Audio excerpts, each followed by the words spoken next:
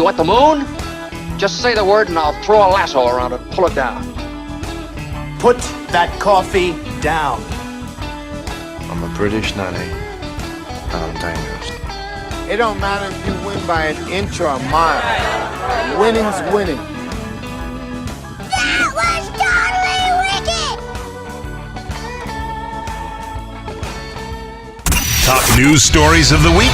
Time to find out once again with Megan Olson and News of the Week on The Al Travis Show. If you're new to the program, we absolutely love this segment. It's Megan's News in Review. Basically, Megan comes on as one of these young people who understands the internet stuff and comes in with the most, do you retweet?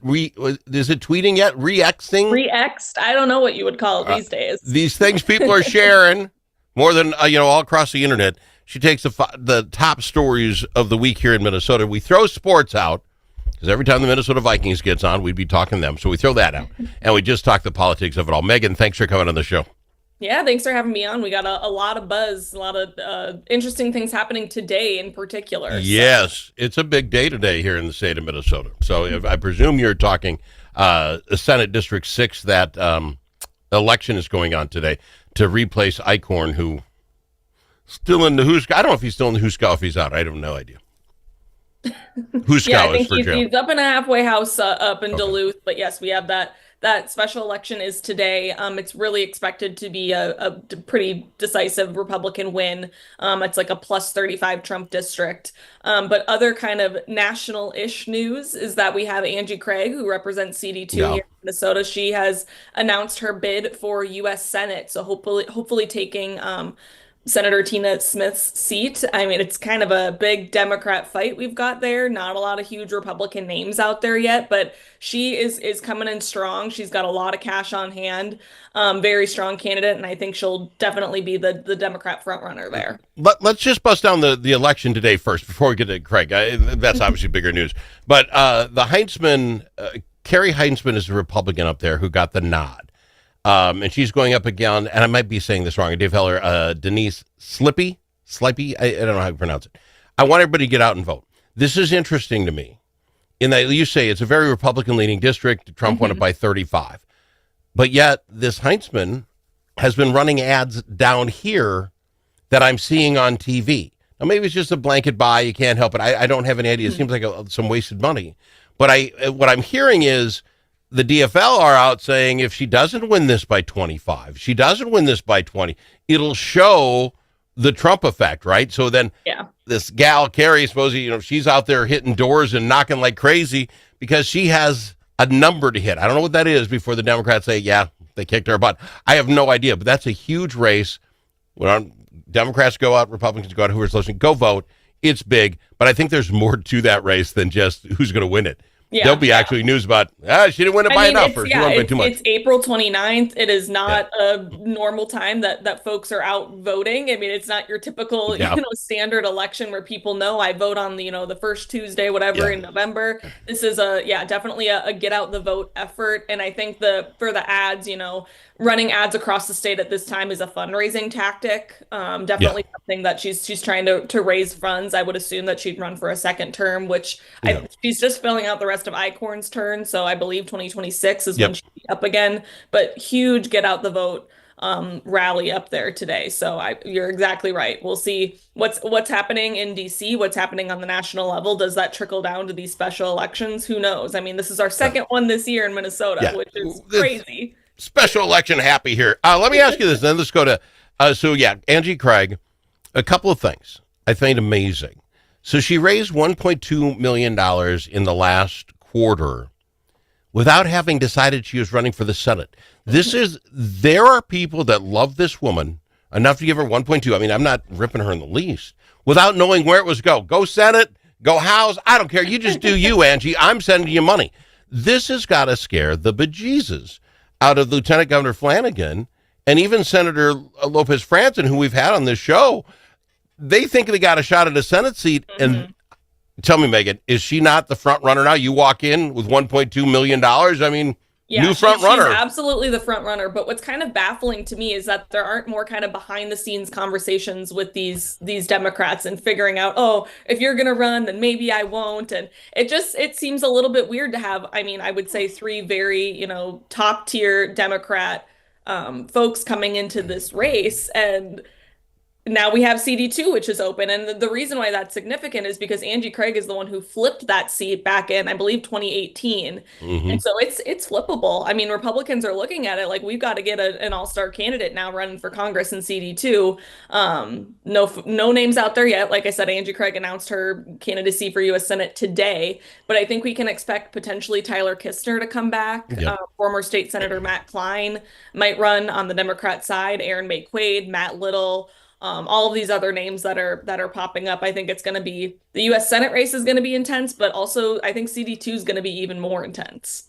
Well, see, and the money's going to be fascinating. This Senate seat, because it's open. Now, again, Craig's the front runner. Is going to get $40 million. I mean, the money national is going to be huge.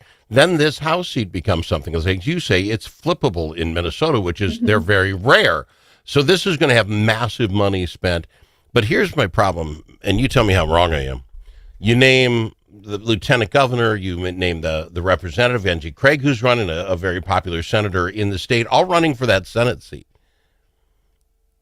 The Republicans have so little name recognition on the board. You name some people who could come out of retirement and are you kidding? And now we haven't even talked to the governor, who now seems like he wants to go in the governor's race. Okay, Republicans, who you stepping up? It's a glaring omission of popular names in the state of Minnesota. It does go to show that the MNGOP really has kind of fallen over the years. When they went into debt back in 2015, 2016, they haven't really been able to crawl out of that hole. And I think that is reflective in the candidates that we're seeing. And I mean, we know that Royce White is running again. He said, day after election day last year, I'm running for Tina Smith's seat now instead of Amy Klobuchar's. But there's not a lot of hype and excitement for him on the Republican side. But like you said, real lack of names coming forward as real viable candidates and someone that the Republicans can rally around. And Royce White doesn't have to get mad at this program because it's just being honest. He doesn't have any electoral, I voted on these things. He hasn't come up through the ranks. He's just, I want to run. Good for you. Go run. Where are the folks that have been there, done that? And you could look at his record and say, yeah, you're this, you're that, because the Republican Party has other problems. It's wiped off the map with all the stuff we're talking about. But supposedly the Republican Party was paying a guy who was then helping the other side. And I mean, this is anywhere but done. Anywhere but done. And I think a lot of folks are real quick to discount, it's, big state politics. It's the MNGOP. It doesn't impact anything else. But like I said, this lack of candidates for, CD2, for U.S. Senate, there is a trickle down effect. And so if things aren't being well run at the top, we're going to see a lack of all-star candidates, I guess, if you will. Well, and again, we haven't had a statewide office holder for so long. Maybe we don't even have a bench. We're all coming up from the AAA ball or something. That's a sports reference. Sorry, Megan. We got to go to break. We'll come back. We got much more with Megan's News and Review on the Al Travis Show. Dust from livestock buildings can be harmful to your animals and to you. Coughing animals can lead to costly vet visits and other serious health problems. Now there's an environmentally safe solution for your dust problems. It's called DustLock. DustLock can control the dust all summer long with just one application. Protect your animals and your health with DustLock. Learn more at dustlock.com. All the special interests are represented in St. Paul, but who speaks for you? Center of the American Experiment does. Our policy fellows dig into the tough issues that matter to you and offer common sense solutions on education, taxes, crime, and energy. American Experiment is the trusted, nonpartisan voice of Minnesotans like you. We are working every day to make Minnesota a better, safer, more prosperous place. We are American Experiment. Go to americanexperiment.org to learn more.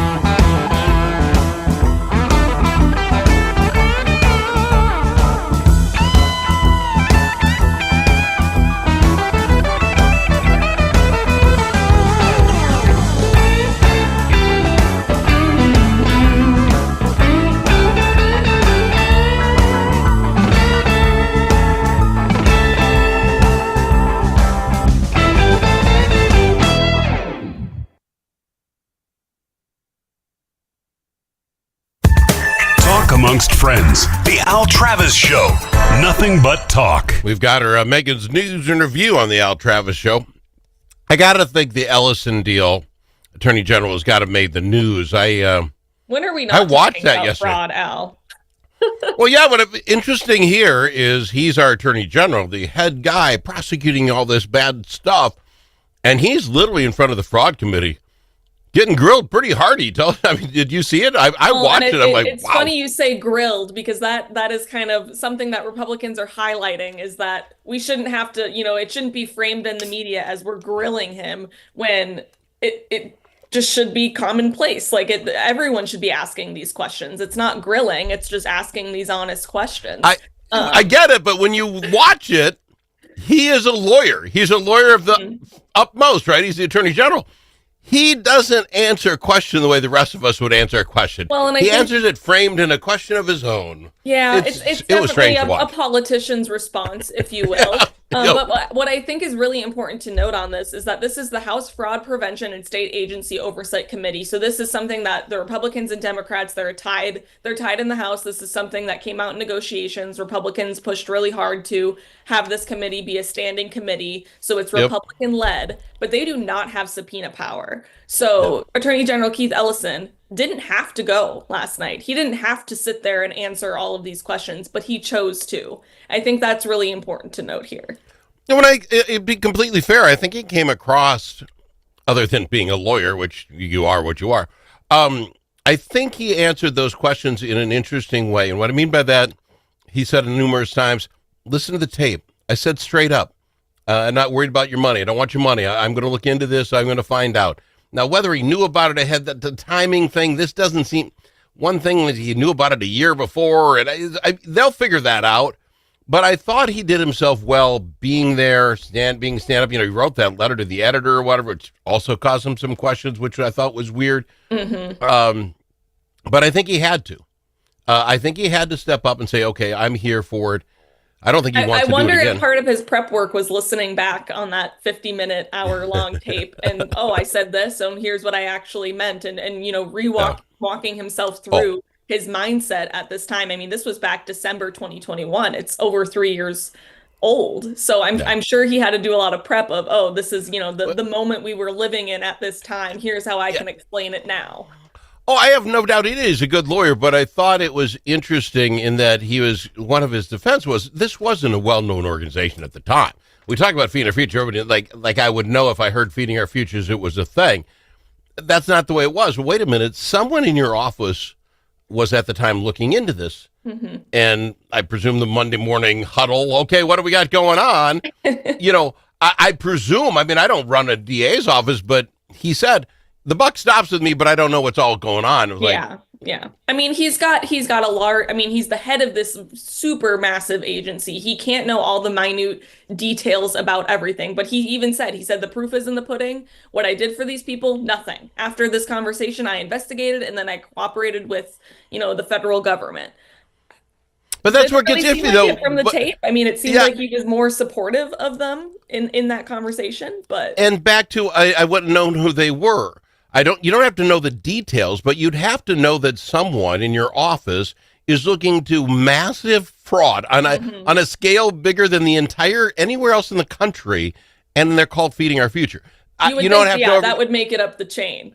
that would be a highlight. It'd be a bullet point on the list of things to talk about on Tuesday's meeting. Okay, did you memorize it? No. Do you have to know the details of their name? No. But don't play me the fool that as the head guy, I'm just the captain. No one tells me anything.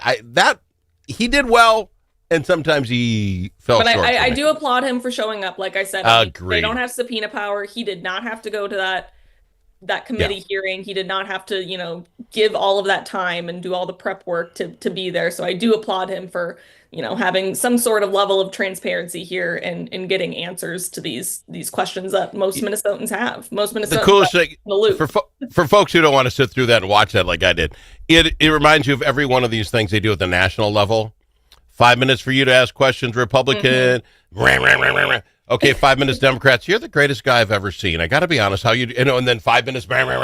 It's exactly like that at the U.S. And I just find it funny. It's like, even if you're a Democrat, you don't have a question, just one. It's like, it was interesting.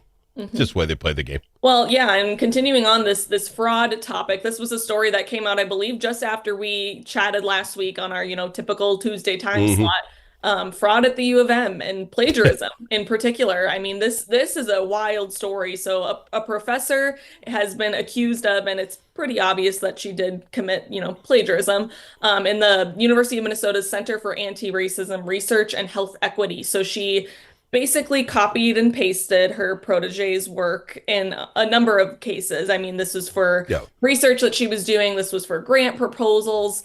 And it sounds like officials at the U of M knew. There were multiple complaints dating all the way back to 2023. The folks that were putting in these complaints were told to stay quiet. They'll figure it out. Don't talk about it. Really crazy story. Now this gal, this particular head of this department at the U, will be leaving in May. But she has been named Time's top 100 most influential people. I mean, this is a U.S. world-renowned gal, and she, searched and replaced, copy pasted her protege's work, and I can only imagine the frustration of her protege. Watch out what you wish for. This AI is going to expose all kinds of this stuff. Some knucklehead's going to turn to AI, whatever Gronk are on, and goes, take a look at all the papers made at the University of Minnesota and see the comparisons. It's going to, and it's going to, you watch out. You watch what you wish for. Well, and you know what? Go. Oh, I just was going to say, I feel bad for, the students who, I think there was a student that was expelled recently for using AI on a paper.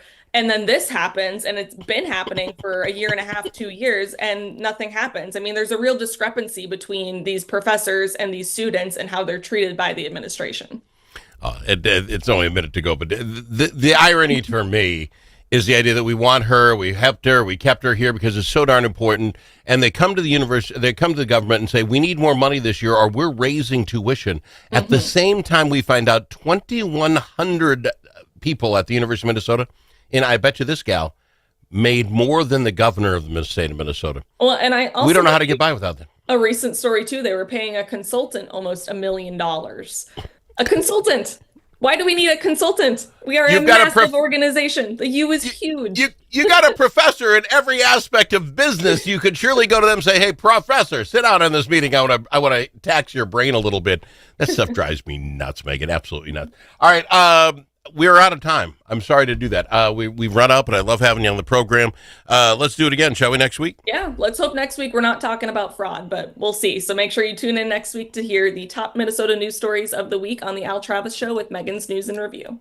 Appreciate it. Every year, countless lives are lost to suicide, but it doesn't have to be this way.